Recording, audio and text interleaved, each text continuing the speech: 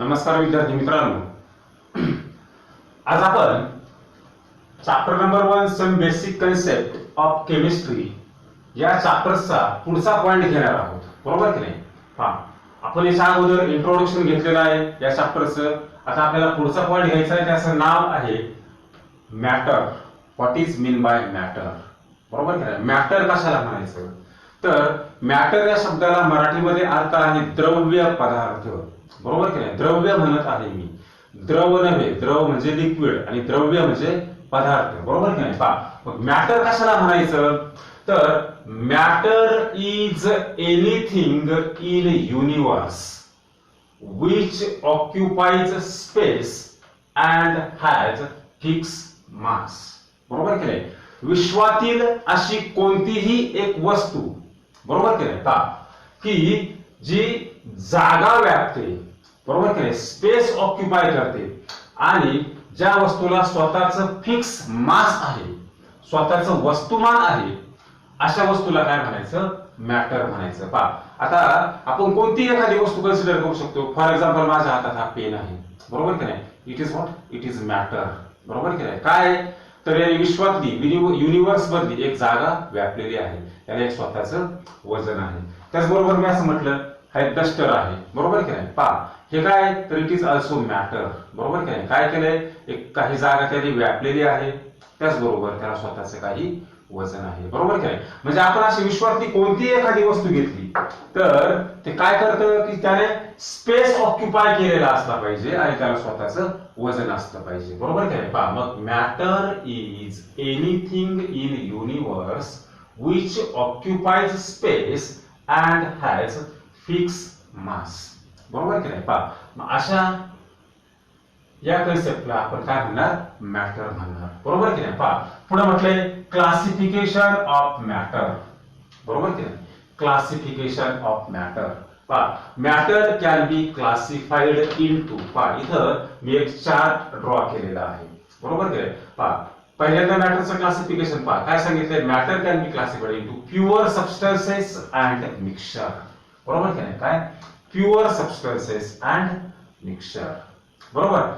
आता हे pure substance आणि मिक्सचर या दोघांमध्ये नेमका काय फरक आहे, बरोबर, तो आपण घेणार आहोत पुढं. आता हा प्युअर सबस्टन्स कशाला म्हणायचं आणि मिक्सचर कशाला म्हणायचं? तर इथे मी एक डिफरन्स दिलेला आहे, याच्यावरून आपल्याला लक्षात येईल. Difference between pure substances and mixture. बरोबर की नाही? काय सांगितलंय? Pure substances. इथे दुसऱ्या कॉलम मध्ये मिक्सचर म्हटलंय. पहिला पॉइंट आपण असं म्हटलंय, pure substances they have definite chemical composition. बरोबर की नाही? काय? ज्या सबस्टन्स मध्ये केमिकल कंपोजिशन हे डेफिनाइट असतं, ठराविक असतं, अशा सबस्टन्सला काय म्हणायचं? Pure substance. बरोबर की नाही? they have definite chemical composition. ज्या सबस्टन्स मध्ये केमिकल रासायनिक घटकांचं प्रमाण हे ठराविक असतं, ठरलेलं असतं, अशा सबस्टन्सला काय म्हणायचं? Pure substance. Mixture they have indefinite chemical composition. बरोबर की नाही? मिक्सचर मध्ये केमिकल कंपोजिशनचं प्रमाण हे ठरलेलं नसतं. बरोबर की नाही? आता दुसरा point, they have same properties. बरोबर की नाही? मग आपण प्युअर सबस्टन्स घेतला तर प्युअर सबस्टन्स वॉटर कन्सिडर केलं. बरोबर की नाही? मग कोणत्या ठिकाणचं वॉटर असेल तर सर्वांच्या केमिकल प्रॉपर्टीज, फिजिकल प्रॉपर्टीज कशा असणार आहेत? सारख्या असणार आहे. भौतिक गुणधर्म, रासायनिक गुणधर्म कशा असणार आहे? सारख्या असणार आहे. परंतु मिक्सचर मध्ये मात्र कसं आहे? They do not have same properties. त्यांच्या प्रॉपर्टीज ह्या सारख्या असू शकत नाही. का बरं? तर मिक्सचर मध्ये ज्या रासायनिक घटकांचं प्रमाण आहे हे ठराविक नसतं आणि म्हणून त्यांच्या केमिकल आणि फिजिकल प्रॉपर्टीज ह्या सारख्या असणार नाहीत. बरोबर की नाही? पुढे एक्झाम्पल दिले. काय एक्झाम्पल म्हटलंय? Pure metal like aluminium, copper, silver, Aurum म्हणजे गोल्ड एक्सेट्रा. बरोबर की नाही? मग हे काय? सर्व मेटल्स आहेत. बरोबर की नाही? आणि या सर्वांच्या केमिकल प्रॉपर कंपोजिशन कसं असणार आहे? सारखं. आता अल्युमिनियम म्हटलं तर आपल्याकडे जे अल्युमिनियम आहे तेच इतर परदेशात सुद्धा असणार आहे. बरोबर की त्यालाच अल्युमिनियम म्हणणार. आपल्याकडे जे कॉपर आहे तेच परदेशामध्ये पण कॉपर असणार आहे, दुसऱ्या देशामध्ये. बरोबर. आपल्याकडे जे गोल्ड आहे, सोनं आहे, तेच प्रॉपर्टीज असलेलं मटेरियल कुठं असणार आहे, इतर काही राष्ट्रांमध्ये असेल, बरोबर की नाही. पहा म्हणजे हे झालं पहिलं एक्झाम्पल. दुसरं एक्झाम्पल काय, डिस्टिल्ड वॉटर, बरोबर की नाही, डिस्टिल्ड वॉटर. याच्यामध्ये सुद्धा काय केमिकल कॉम्पोजिशन सारखं आहे, म्हणजे H2O, 2 हायड्रोजन 1 ऑक्सिजन, आणि त्याच्या केमिकल प्रॉपर्टीज कुठेही जा कुठेही मेजर करा कशा असणार आहेत, त्या सारख्याच असणार आहेत. पहा त्याच्यानंतर पेंट. पहा आता मिक्सचरचं एक्झाम्पल काय, इथं पेंट. पेंट काय आहे, तर it is mixture of oil, pigments and additives, बरोबर काय. पेंट मध्ये काय असणार, काही प्रमाणात ऑइल असेल, काही पिगमेंट्स असतील. पिगमेंट्स म्हणजे काय थोडक्यात, तर कलर येणारे घटक पदार्थ, ऍडिटिव्ह्ज असतील, इतर काही पदार्थ असतील, बरोबर की नाही. पहा तर यांचं जे प्रमाण आहे हे कमी जास्त असू शकेल, आणि म्हणून त्यांच्या इथं काय म्हटलंय, तर ते हॅव इंडिफिनाइट केमिकल कंपोजिशन, बरोबर की नाही. पहा काही पेंट्स मध्ये समजा एखादा विशिष्ट कलर आहे, समजा येलो, बरोबर की नाही. मग तो येलो कलरचं जे त्याचे पिगमेंट्स आहेत ते कशा असणार, जास्त असणार आहेत, त्याच्यामध्ये ऍडिटिव्ह्ज वेगळे असतील, ऑइलचं प्रमाण वेगळं असेल, बरोबर की नाही. पहा मग त्यांचं केमिकल कंपोजिशन सेम नाही, म्हणजेच केमिकल प्रॉपर्टीज पण कशा असणार आहे, सेम नसतील. दुसरं एक्झाम्पल म्हटलंय कॉन्क्रीट. पहा कॉन्क्रीट म्हणजे काय, तर it is mixture of sand, वाळू, सिमेंट अँड वॉटर, बरोबर की नाही. पहा म्हणजे कॉन्क्रीट तयार करत असताना वाळू, पाणी आणि वॉटर यांचं प्रमाण सुद्धा काय असणार आहे, वेगवेगळं असू शकेल. हा काय झाला, तर it is difference between pure substances and mixture, बरोबर की नाही. आपण याच्यामध्ये 2 पॉईंट सांगितले आणि एक दोन एक्झाम्पल दिलेले आहेत, बरोबर की नाही. पहा आता हे प्युअर सबस्टन्सेस, पहा का, this pure substances further classified into element and compounds, बरोबर की नाही. हे प्युअर सबस्टन्सचं काय आहे, पुन्हा क्लासिफिकेशन झालेले आहे कशामध्ये, इलेमेंट अँड कंपाऊंड्स. आणि मिक्सचरचं काय झाले, पुन्हा क्लासिफिकेशन झाले कशामध्ये, होमोजिनियस मिक्सचर अँड हेटेरोजिनियस मिक्सचर, बरोबर की नाही. आता होमोजिनियस म्हणजे काय आणि हेटेरोजिनियस म्हणजे काय, या दोन शब्दांचा आपण अर्थ अगोदर समजून घेऊ आणि मग या दोन डेफिनेशन घेऊ. पहा होमो म्हणजे काय, सेम. पहा होमोचा अर्थ काय, सेम. पहा आणि हेटेरो म्हणजे काय, डिफरंट, भिन्न, बरोबर. आणि जिनियस म्हणजे काय, थोडक्यात फेज, बरोबर. पहा आता होमोजिनियस फेज मध्ये पहा काय म्हटले, तर ज्या मिक्सचर मध्ये आपल्याला फेज सेपरेट दिसत नाही अशा मिक्सचरला काय म्हणायचं, होमोजिनियस मिक्सचर. पहा एक्झाम्पल काय म्हटले, शुगर इन वॉटर. आपण काय केलं का, पाण्यामध्ये साखर डिझॉल्व्ह केली, बरोबर की नाही. काय केलं, पाण्यामध्ये साखर आपण डिझॉल्व्ह केली. पहा सपोज दॅट मी बीकर घेतला आणि या बीकर मध्ये काय म्हटलं, वॉटर आहे, आणि याच्यामध्ये काय केले, साखर डिझॉल्व्ह केली. पहा पण ती शुगर डिझॉल्व्ह झाल्यानंतर आपल्याला शुगर ती पाण्यामध्ये दिसतील का, शुगरचे पार्टिकल्स दिसतील का, नाही. म्हणजे शुगर पार्टिकल्स आणि वॉटर यांचं जे द्रावण तयार झाले हे कसं आहे, समांग द्रावण आहे, बरोबर की नाही. आणि त्यालाच काय म्हणायचं, होमोजिनियस मिक्सचर, बरोबर. पहा आता पुढचे मिक्सचरचा टाइप आहे हेटेरोजिनियस मिक्सचर, बरोबर की नाही. हेटेरो म्हणजे काय, डिफरंट, भिन्न, जिनियस म्हणजे फेज. पहा आणि त्याचं एक्झाम्पल दिले, सँड इन वॉटर. आपण पाणी घेतलं आणि आता या पाण्यामध्ये काय केलं, वाळू टाकली. पहा का, आता ते जे काय वाळूचे पार्टिकल्स आहेत आपल्याला असे बॉटमला जमा झालेले दिसतील, बरोबर. मग इथं पाणी आपल्याला एक फेज दिसते आणि दुसरे सॉलिड वाळू, सँड, ही दुसरी आपल्याला फेज दिसते. म्हणजे इथं काय, दोन फेज वेगवेगळे आपल्याला स्पष्टपणे दिसतात, म्हणून याला काय म्हणायचं, हेटेरोजिनियस मिक्सचर, बरोबर की नाही. पहा म्हणजे होमोजिनियस मिक्सचर आणि हेटेरोजिनियस मिक्सचर, पहा या दोघांचे आपण एक्झाम्पल पाहिलेले आहे. होमोजिनियस म्हणजे काय, तर ज्या मिक्सचर मध्ये त्यांचे कंपोनंट हे एकाच फेज मध्ये असतात त्याला काय म्हणायचं, होमोजिनियस मिक्सचर. आणि ज्या मिक्सचर मध्ये पहा त्या मिक्सचरचे कंपोनंट हे वेगवेगळ्या फेज मध्ये आपल्याला दिसून येतात त्याला काय म्हणायचं, हेटेरोजिनियस मिक्सचर, बरोबर की नाही. पहा एक्झाम्पल, शुगर इन वॉटर.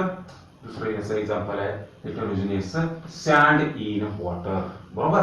पहा आता this pure substances further classified into elements and compound, बरोबर की नाही. या प्युअर सबस्टन्स पुन्हा क्लासिफिकेशन केलेले कशामध्ये, एलिमेंट अँड कंपाऊंड, बरोबर की नाही? पहा मी इथे इलेमेंटची डेफिनेशन लिहिलेली आणि कंपाऊंडची डेफिनेशन लिहिलेली. पहा हे इलेमेंट कशाला म्हणायचं आता, तर पहा इलेमेंट्स पहा it cannot be broken into simpler substances by ordinary chemical changes, बरोबर की नाही? म्हणजे काय का ज्या सबस्टन्स आपण पहा पुन्हा लहान लहान सबस्टन्सेस मध्ये, वेगवेगळ्या सबस्टन्सेस मध्ये विभाजन करू शकत नाही किंवा त्याला ब्रेक करू शकत नाही वेगवेगळ्या सबस्टन्स मध्ये, कशाने? By chemical reaction or chemical change. म्हणजे एखाद्या सबस्टन्सवर आपण केमिकल रिएक्शन केली, केमिकल चेंज केला, तरी तो सबस्टन्स हा लहान लहान वेगवेगळ्या सबस्टन्सेस मध्ये त्याचं डिवायडेशन होत नाही, अशा सबस्टन्सला आपण काय म्हणायचं? इलेमेंट, बरोबर? एक्झाम्पल पहा all elements in periodic table, बरोबर की नाही? आपल्या पिरियडिक टेबल मध्ये असलेले सर्वच इलेमेंट काय थे, तर दीज आर इलेमेंट्स. इलेमेंट्सचा मराठीमध्ये शब्द आहे मूलद्रव्य, बरोबर की नाही? पहा आता आपण Fe घेतला फॉर एक्झाम्पल आयर्न, लोखंड, बरोबर की नाही? पहा आणि याला मी ब्रेक करत गेलो तर हा बदलणार आहे का? तो Fe आहे तो Feच राहणार आहे, बरोबर की नाही? काय तो Fe आहे, आयर्न आहे तो आयर्नच राहणार आहे, बरोबर? हा मग याला काय म्हणायचं?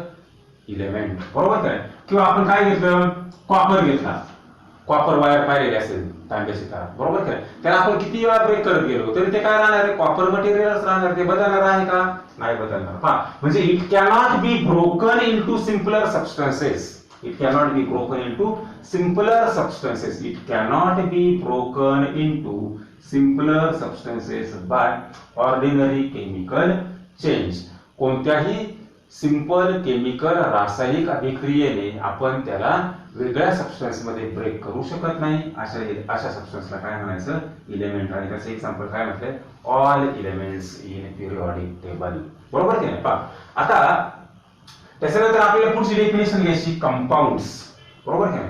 What is compounds? कंपाऊंड्स कशाला म्हणायचं? पहा तर कंपाऊंड आपण कशाला म्हणणार? पहा it is a substance made up of 2 or more element. जो सबस्टन्स हा 2 किंवा 2 पेक्षा जास्त घटकांनी एलिमेंटने तयार होतो, बरोबर की नाही? पहा it is a substance made up of 2 or more elements chemically combined in fix proportion by weight is called compound, बरोबर की नाही? पहा आता मी असं म्हटलं का फॉर एक्झाम्पल H2O, बरोबर? पहा आपण कसलं एक्झाम्पल घेतलं? H2O. आता इथे मी भरपूर एक्झाम्पल दिलेत. H2O, CO2, CH4 etcetera. आपल्याला भरपूर कंपाऊंड सांगते ते. संयुग, कंपाऊंड त्याला मराठीमध्ये काय म्हणायचं? संयुग. इलेमेंटला मराठीमध्ये काय म्हणायचं? मूलद्रव्य. मूलद्रव्य म्हणजे काय का त्यांचं ब्रेकिंग करता येत नाही सिंपल सबस्टन्स मध्ये, तसं कंपाऊंड. पहा it is a substance made up of 2 or more element. जो सबस्टन्स 2 किंवा 2 पेक्षा जास्त घटकांनी तयार झालेला असेल, बरोबर की नाही? आणि ते कसे कंबाईन झाले असतील तर they are chemically combine in fix proportion by weight, बरोबर की नाही? एका ठराविक विशिष्ट वजनी भागामध्ये ते एकमेकाबरोबर काय झाले असतील? कंबाईन झाले असतील. पहा आता फॉर एक्झाम्पल मी असं म्हटलं H2O, बरोबर? पहा हायड्रोजन किती आहे? 2. ऑक्सिजन किती आहे? 1, बरोबर? आता आपण असं म्हटलं हायड्रोजनचं प्रमाण पहा, हायड्रोजनचं ऍटॉमिक मास पहा ते आहे एका हायड्रोजनचं 1, 2 हायड्रोजनचं किती आलं? 2. ऑक्सिजनचं 16, बरोबर की नाही? पहा म्हणजे पहा आता इथं 2 हायड्रोजन 16 ऑक्सिजन, बरोबर की? या दोघांचं जर पहा या ऍटमचा आपण वेटचा रेशिओ घेतला, पहा हायड्रोजनचं 5 आणि ऑक्सिजन 8, बरोबर की? म्हणजे हायड्रोजन 1 वजनी भाग ऑक्सिजनचा 8 वजनी भागांबरोबर कंबाईन होतो आणि काय तयार होतं? H2O तयार होतं, बरोबर की नाही? पहा म्हणजे it is a substance made up of 2 or more element. याच्यात किती? 2 किंवा 2 पेक्षा जास्त एलिमेंट आहेत, बरोबर की नाही? Chemically combine in fix proportion by weight. आणि ते एकमेकाबरोबर एका ठराविक रेशिओ मध्ये, वजनाच्या ठराविक रेशिओ मध्ये ते एकमेकाबरोबर काय झालेले असतात? कंबाईन झालेले असतात. अशा सबस्टन्सला काय म्हणायचं? केमिकल कंपाऊंड्स, बरोबर? म्हणजे it is a substance made up of 2 or more elements chemically combined in a fixed proportion by weight is called compound. बरोबर. जो सबस्टन्स हा दोन किंवा दोनपेक्षा जास्त एलिमेंट एकत्र येऊन केमिकली त्यांचं जे काही वेटचं प्रमाण आहे, वजनी प्रमाण आहे, एका फिक्स रेशिओ मध्ये असतं, अशा सबस्टन्सला काय म्हणायचं? Chemical compound. आणि त्याचे एक्झाम्पल सांगितले आपण, H2O, CO2, CH4, whatever it may be. किती पण आपल्याला याचे एक्झाम्पल्स असे देता येतील. बरोबर की नाही? पहा आता इथं आपण काय घेतलंय? इलेमेंट, कंपाऊंड यांच्या डेफिनेशन झाल्या. आता हे इलेमेंट्स जे आहेत, elements, this elements are further classified into metals, non metals and metalloids. बरोबर की नाही? या इलेमेंट्सचं काय झालेलं आहे? पुन्हा क्लासिफिकेशन झालंय. कशामध्ये? Metals, non metals and metalloid. बरोबर. पहा आता मेटल आणि नॉन मेटल या दोघांचा आपल्याला डिफरन्स घ्यायचा आहे आणि मेटॅलॉइडची डेफिनेशन घ्यायची आहे. बरोबर की नाही? पहा तोपर्यंत तुम्ही याचा स्क्रीनशॉट घ्या, म्हणजे तुम्हाला याच्या नोट्स लिहिता येतील. बरोबर. पहा म्हणजे मला हे तुम्हाला आपल्याला बोर्ड पुन्हा रब करता येईल.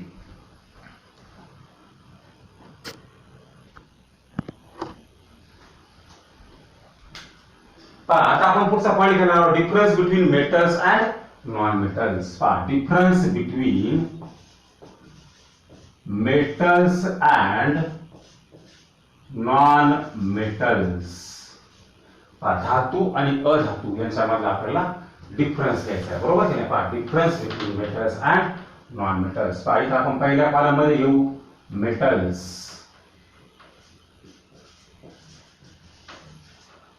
आणि इकडे काय म्हणायचं?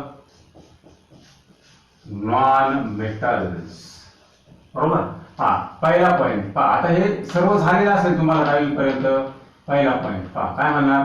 They have lustre. मेटल धातू चमकतात. बरोबर की नाही? पहा मग काय म्हणायचं? तर दे हॅव लस्टर. बरोबर की नाही? म्हणजे कसं असतात? ते शायनी असतात, चमकतात. बरोबर. पहा इकडे काय म्हणणार? नॉन मेटल मध्ये नॉन मेटल चमकतात का? नाही चमकत. बरोबर की नाही? पहा मग काय म्हणायचं? तर they have no lustre. They have no lustre. बरोबर. पहा आता नॉन मेटल मध्ये असा कोणता आहे का जो चमकतो? तर पहा इथे काय म्हणणार? For example exception, except. पहा काय? डायमंड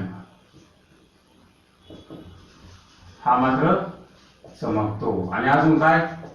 आयोडीन हा पण चमकतो. बरोबर की नाही? पहा आता त्याच्यानंतर दुसरा पॉइंट आपण काय सांगायचा? तर they conduct heat and electricity. पहा काय म्हणणार? तर they conduct heat and electricity. म्हणजे मेटल मधून काय होतं? तर उष्णता आणि विद्युत ऊर्जा यांचं वहन होतं. They conduct heat and electricity. इकडे काय म्हणणार? तर दे डू नॉट कंडक्ट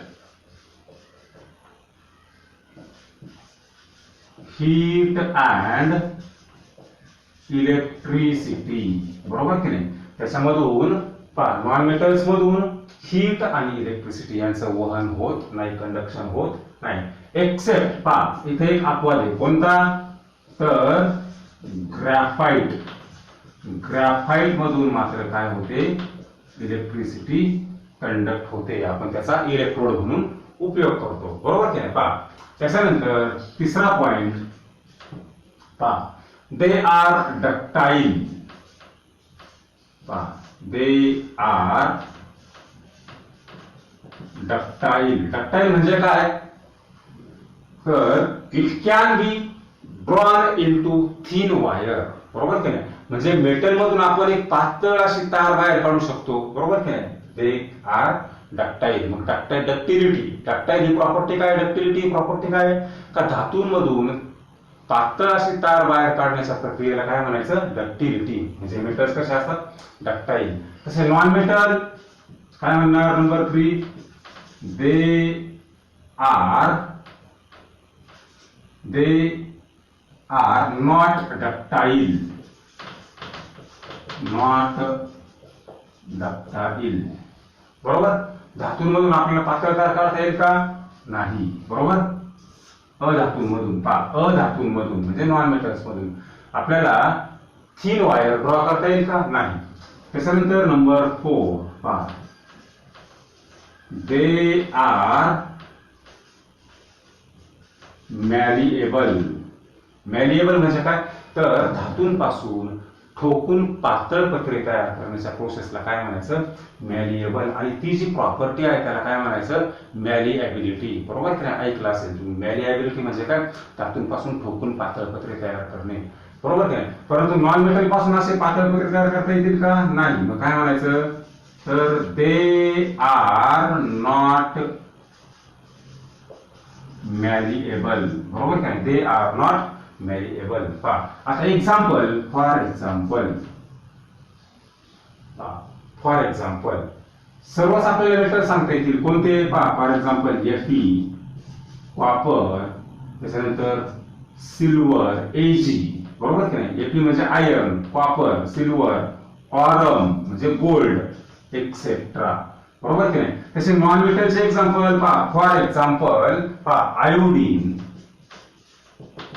त्याच्यानंतर नायट्रोजन, त्याच्यानंतर कार्बन, एक्सेट्रा. बरोबर की नाही? पुढे पिरियोडिक टेबल मध्ये कोणते मेटल्स आहेत, कोणते नॉन मेटल्स आहेत हे तुम्हाला मी सांगेलच, एक्सप्लेन करेलच. बरोबर की नाही? पहा, हा काय झाला? मेटल आणि नॉन मेटल यांचा डिफरन्स. बरोबर की नाही? पहा, म्हणजे आता आपण या क्लासिफिकेशन नुसार चाललोय. पहा, प्युअर सबस्टन्स आणि मिक्सचर आपण यांचा फरक पाहिला. होमोजेनियस मिक्सचर काय, हेटेरोजेनियस मिक्सचर काय ते पाहिलं. नंतर एलिमेंटची डेफिनेशन, कंपाऊंडची डेफिनेशन, नंतर मेटल नॉन मेटल यांचा डिफरन्स.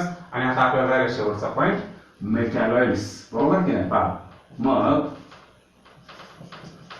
आता मेटॅलॉइड्स कशाला म्हणायचं? तर पहा, ज्या सबस्टन्स मध्ये किंवा ज्या इलेमेंटच्या प्रॉपर्टीज ह्या मेटल आणि नॉन मेटल या दोन्हीच्या मध्यवर्ती भागाप्रमाणे असतात. बरोबर की नाही? पहा, काय? ज्या इलेमेंटच्या प्रॉपर्टीज ह्या lies intermediate between metal and non metal are called metalloid. म्हणजे जो सबस्टन्स थोडक्यात धातू आणि अधातू या दोघांचेही कॅरेक्टर सर्वसाधारणपणे दाखवतो, अशा सबस्टन्सला किंवा अशा एलिमेंटला काय म्हणायचं? तर मेटॅलॉइड्स. बरोबर. पहा, मग मेटॅलॉइड्स कशा म्हणणार? तर पहा, the element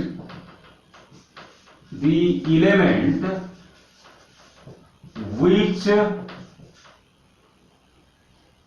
have properties intermediate between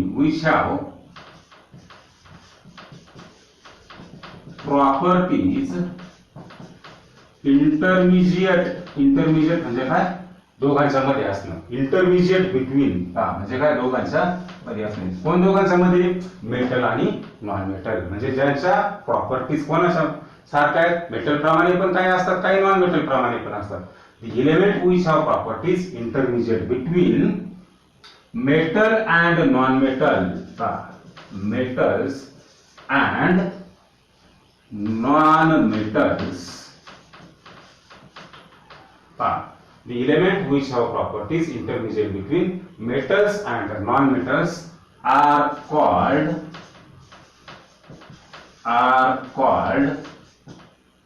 metalloid.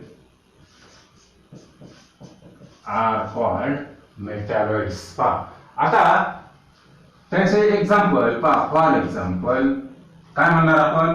तर आर्सेनिक,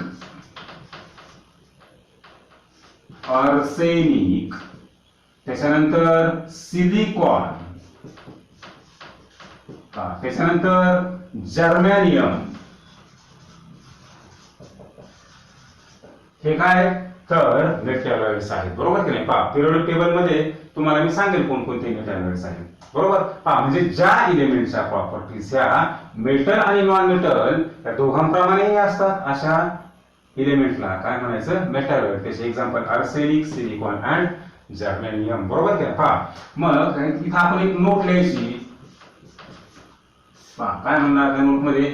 तर मेटॅलॉइड्स आर सेमी मेटल्स. त्यांना काही प्रमाणात ते मेटलच्या प्रॉपर्टी दाखवतात. बरोबर की नाही? काही अंशी काय करतात? ते मेटलच्या प्रॉपर्टी दाखवतात म्हणून त्यांना काय म्हणायचं, सेमी मेटल्स, बरोबर की नाही. पहा, तर पहिला काय पॉइंट म्हणणार, तर मेटॅलॉइड्स आर सेमी मेटल्स. काय आहे ते, सेमी मेटल्स. आणि सेमी मेटल्स आहेत म्हणून ते काही प्रमाणात इलेक्ट्रिसिटी कंडक्ट करतात आणि म्हणून त्याला काय म्हणायचं, सेमी कंडक्टर, बरोबर की नाही. पुढे काय म्हणणार मग, तर मेटॅलॉइड्स आर सेमी कंडक्टर, बरोबर की नाही. मेटॅलॉइड्स आर सेमी कंडक्टर्स, बरोबर. हा, म्हणजे आज आपण मॅटर आणि त्याचं काय घेतलेलं आहे, क्लासिफिकेशन, बरोबर की नाही. पहा, मॅटरचं classification, pure substance, mixture, homogeneous mixture, heterogeneous mixture. Pure सबस्टन्सचं classification, element, compound. Elements further classified into metal, non metal and metalloids, बरोबर. पहा, आणि इथं आपण शेवटी मेटॅलॉइड्सची तुम्हाला डेफिनेशन सांगितलेली आहे. याच्या अगोदर काय सांगितलंय, तर प्युअर सबस्टन्स आणि मिक्सचर यांचा डिफरन्स, त्याच्यानंतर एलिमेंट कंपाऊंडची डेफिनेशन, त्याच्यानंतर मेटल, नॉन मेटल यांचा डिफरन्स, बरोबर की नाही. शेवटी मेटॅलॉइड्सची डेफिनेशन आणि एक्झाम्पल्स, बरोबर. आपण आजच्या लेक्चरला या इथं थांबूया. धन्यवाद.